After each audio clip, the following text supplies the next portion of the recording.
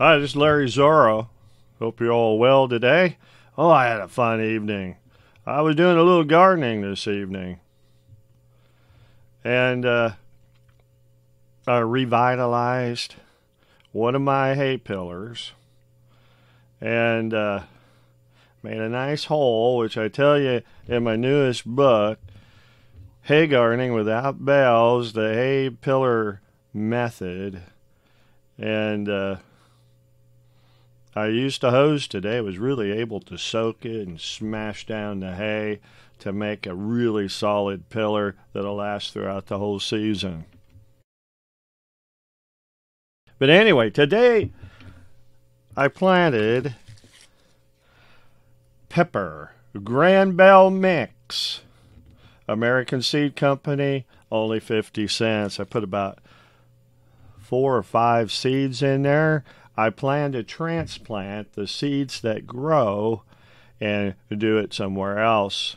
Another revitalized hay pillar. I haven't made any new ones this year, didn't have to, but I am growing more than I thought I would today, but I had so much fun.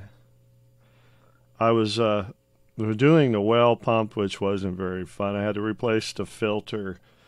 I put a home filter on there so it doesn't plug up the pipes with a bunch of sediments and rust from the casings. But anyway, after that, I went crazy making this, revitalizing this hay pillar.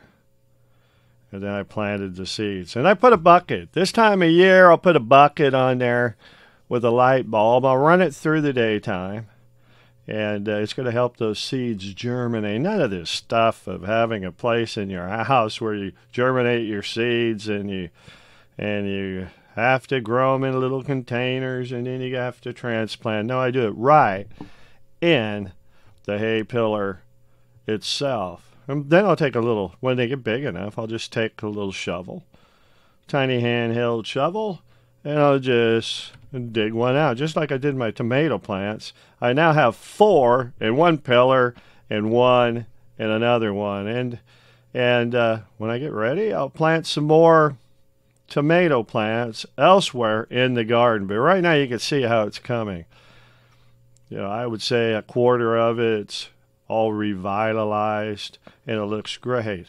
If you look at the other half of the garden or other 3/4 of the garden, it's got a bunch of dead plants, easy to pull up. That soil is so rich. When you pull up one of those dead plants, you'll see earthworms. They actually go up through the hay pillar into the soil and start making that great mulch that only worms can do. Earthworms we're talking about. All their casings and revitalizing the soil. Well, here, before I go, I want to show you a picture.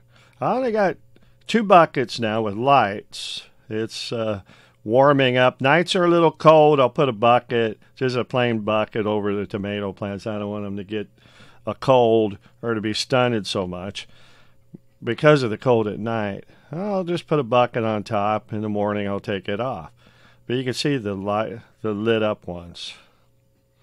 And they're double buckets. Like I said in my last video, this technique, a double bucket, that makes them waterproof.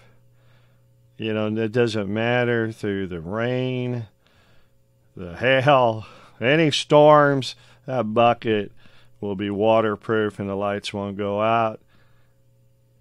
And it's really worthwhile doing it. Well, I'm having so much fun. If you're having fun with your garden, the Canadians are really about the buck.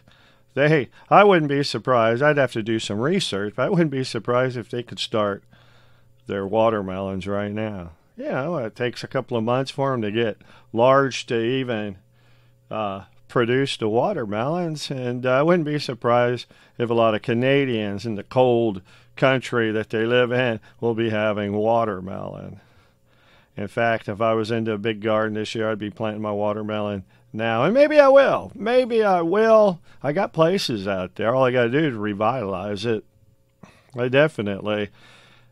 I've decided to have a bigger garden that I planned on. I'm doing other things, but this don't take long at all.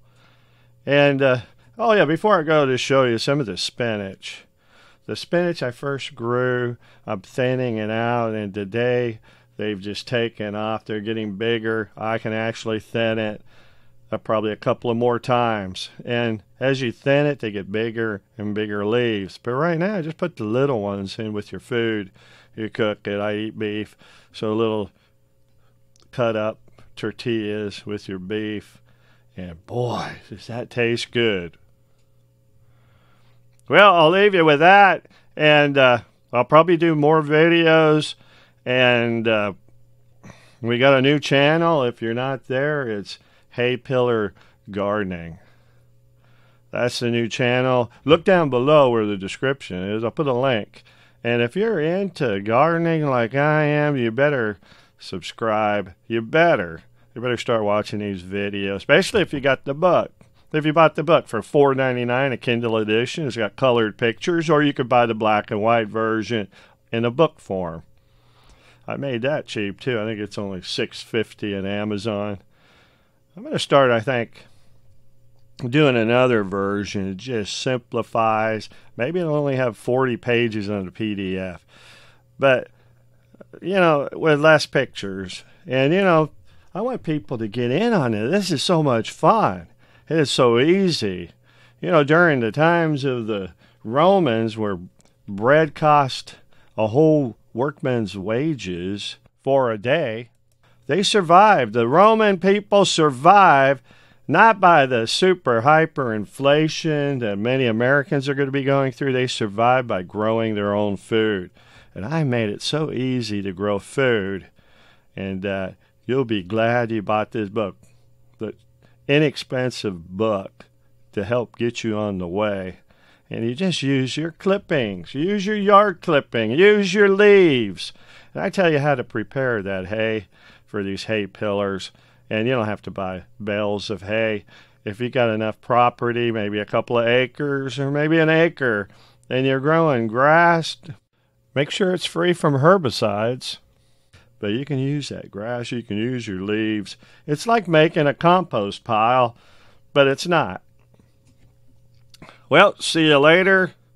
God bless you. I just thank God for this garden because He showed me how to do this. And I'm just talking about He'll lead you and guide you into all truth, and that's what God does. And I really call it God's garden, God's tribulation garden. Whatever tribulation you're going through, you're going to be glad that you're making hay pillars. See you later. Goodbye.